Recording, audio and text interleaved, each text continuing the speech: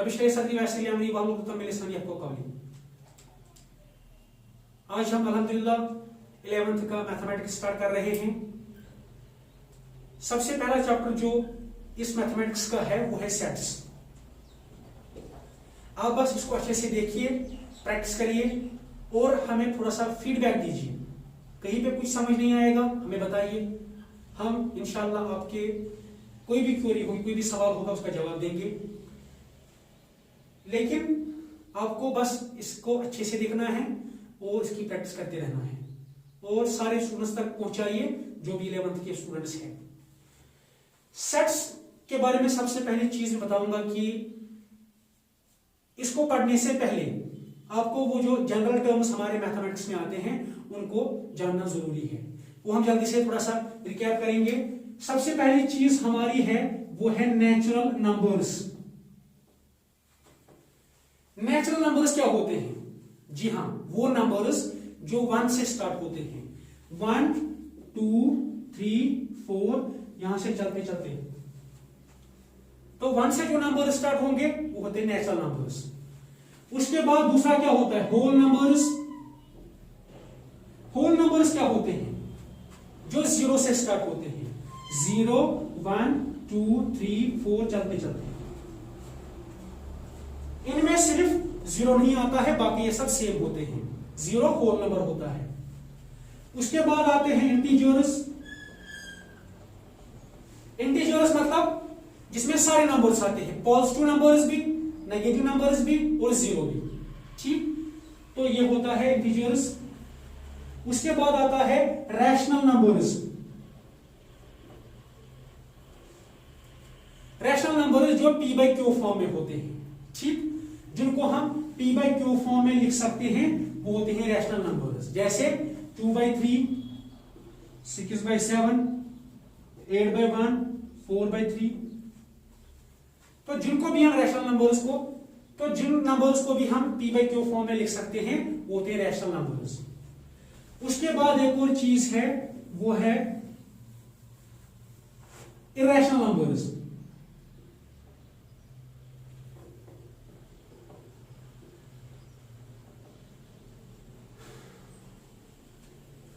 Irrational क्या होता है? इरेशनल वो नंबर्स होते हैं जिनको आप p/q फॉर्म में नहीं लिख सकते हैं, ठीक, उनको बोलते हैं इरेशनल नंबर्स। जैसे 6/0 ये होता है irrational number. √3 irrational number. √2 irrational number. Pi irrational number. अगर आपसे कोई सवाल पूछेगा कि √3/1 ये तो p/q फॉर्म में है, फिर ये इरेशनल नंबर क्यों है? क्योंकि आपने 9th में पढ़ा होगा जो जिन नंबर्स का डेसिमल एक्सपेंशन या जिनकी value non terminating non repeating होती है वो इरेशनल नंबर्स होते हैं। √3 की अगर आप वैल्यू देखोगे, असली वैल्यू देखोगे, वो भी नॉन टर्मिनेटिंग नॉन रिपीटिंग होती है, मतलब ये भी इरेशनल नंबर होता है। ठीक, अब आपको कोई कंफ्यूज नहीं कर सकता कि √2/1 लिखेंगे, क्या वो रैशनल है? तो नहीं है। क्यों? क्योंकि इसकी जो असली वैल्यू है वो, या डेसिमल एक्सपेंशन है या असली वैल्यू है, वो नॉन टर्मिनेटिंग नॉन रिपीटिंग होती है और ऐसे नंबर्स इरेशनल होते हैं। पाई क्यों है? पाई भी तो 22/7 होता है, लेकिन पाई की जो वैल्यू असल है वो है 3.141567, कुछ नहीं पता नहीं क्या क्या है। ये भी नॉन टर्मिनेटिंग नॉन रिपीटिंग होती है, इसीलिए ये इरेशनल नंबर होता है। ठीक, अब उसके बाद होते हैं रियल नंबर्स। रियल नंबर्स क्या होते हैं? रियल नंबर्स सारे नंबर्स होते हैं, रैशनल प्लस इरेशनल, दोनों को मिला के बोलते हैं रियल नंबर्स। समझ में आया? तो रियल नंबर्स क्या होते हैं? Rational plus irrational. तो दुनिया में जितने भी नंबर्स होते हैं वो आते हैं इसी में, रियल नंबर कैटेगरी में। सिर्फ एक नंबर की कैटेगरी ऐसी है जो रियल नंबर्स में नहीं आती, उनको बोलते हैं इमेजिनरी नंबर्स। वो हम यहां डिस्कस नहीं करेंगे, आगे जाके करेंगे इंशाल्लाह। लेकिन रियल नंबर्स क्या होते हैं? रैशनल और इरेशनल सारे नंबर्स। एक कैटेगरी इसमें नहीं आती है, वो है इमेजिनरी नंबर्स। ठीक, उसके बाद आता है प्राइम नंबर्स। मतलब क्या होता है? वो नंबर्स जिनके सिर्फ दो ही फैक्टर्स होते हैं, एक वो नंबर खुद और दूसरा 1 होता है। जैसे मान लीजिए 2 है, इसके कितने फैक्टर्स हो सकते हैं? सिर्फ दो, एक ये खुद, दूसरा 1। बताइए 7 के कितने फैक्टर्स हैं? सिर्फ दो, एक ये खुद, दूसरा 1। तो जिन नंबर्स के दो ही फैक्टर्स होंगे, एक 2 और 7, एक वो खुद और दूसरा 1, उनको बोलते हैं प्राइम। अब बताइए कंपोजिट नंबर्स। जी हां, जिनके दो से ज्यादा फैक्टर्स होंगे उनको बोलते हैं कंपोजिट नंबर्स। जैसे मान लीजिए हमारे पास है 6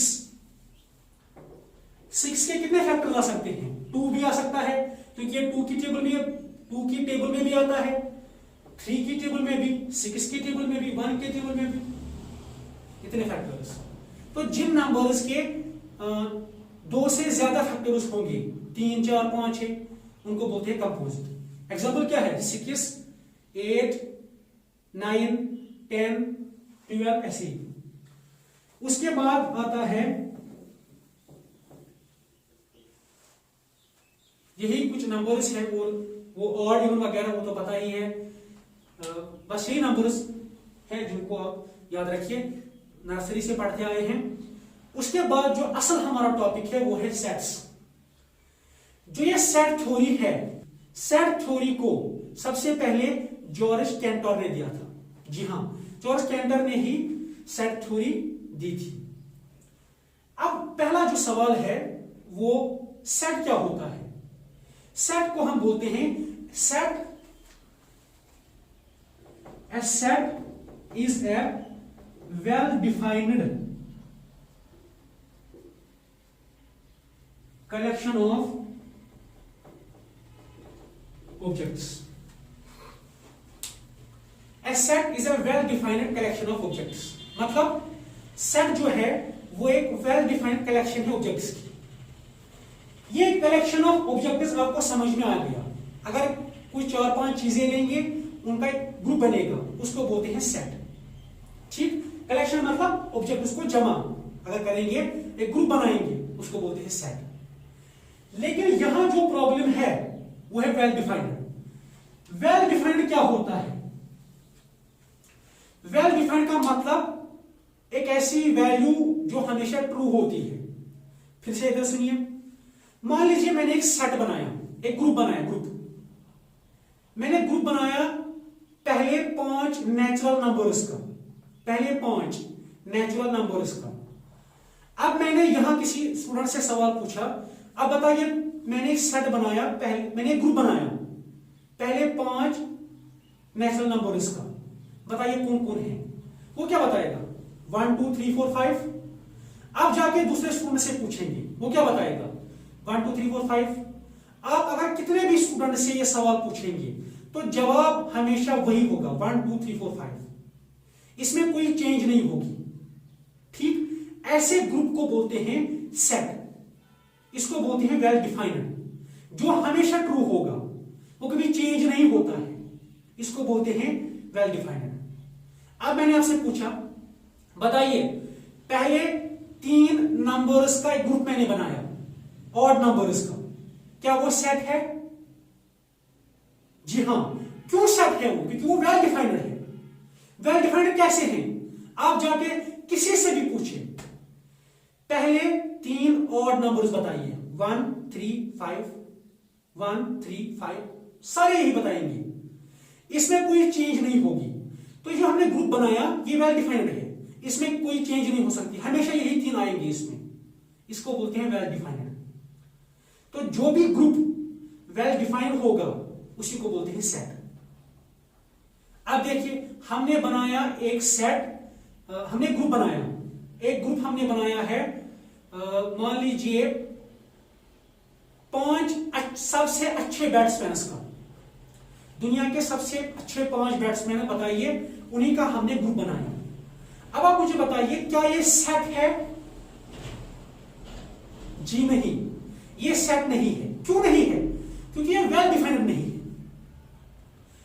अगर आप किसी इंसान से, किसी आदमी से ऐसा पूछेंगे, वो अपने 5 फेवरेट प्लेयर बताएगा, दूसरा इंसान अपने 5 फेवरेट बताएगा, तो हमेशा आपको सेम आंसर नहीं मिलेगा। जब सेम आंसर नहीं मिलेगा तो उसका मतलब वो वेल डिफाइंड नहीं है। जब वेल डिफाइंड नहीं है तो वो सेट नहीं है, ये सेट नहीं है।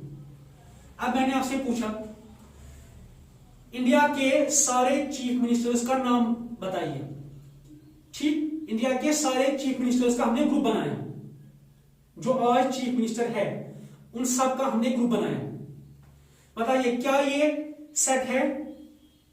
जी हां, ये भी सेट है। क्यों? क्योंकि किसी से भी आप पूछेंगे उन्हीं का नाम आएगा लिस्ट में जो आज चीफ मिनिस्टर है, मेरा थोड़ी आएगा, कोई मेरा नाम थोड़ी ना बोलेगा क्योंकि मैं थोड़ी चीफ मिनिस्टर हूं। तो जो चीफ मिनिस्टर है लोग उन्हीं का नाम बताएंगे, ये वेल डिफाइंड है, कोई इसको चेंज नहीं कर सकता, जिससे भी पूछेंगे उन्हीं का नाम बताएंगे, ये वेल डिफाइंड है। इसी तरह एग्जांपल बताइए, हमने एक ग्रुप बनाया पहले 5 लेटर्स का, क्या ये सेट है? जी हां, ये सेट है। क्यों? क्योंकि ये वेल डिफाइंड है। आप किसी से भी जाके पूछिए पहले 5 लेटर्स बताइए, ABCDE, कोई नहीं बताएगा, यही 5 बताएंगे, ठीक, तो ये सेट है। सेट कलेक्शन ऑफ ऑब्जेक्टिव्स होता है मगर वो वेल डिफाइंड होने चाहिए, हमेशा ट्रू, हमेशा सेम होने चाहिए, समझ में आया?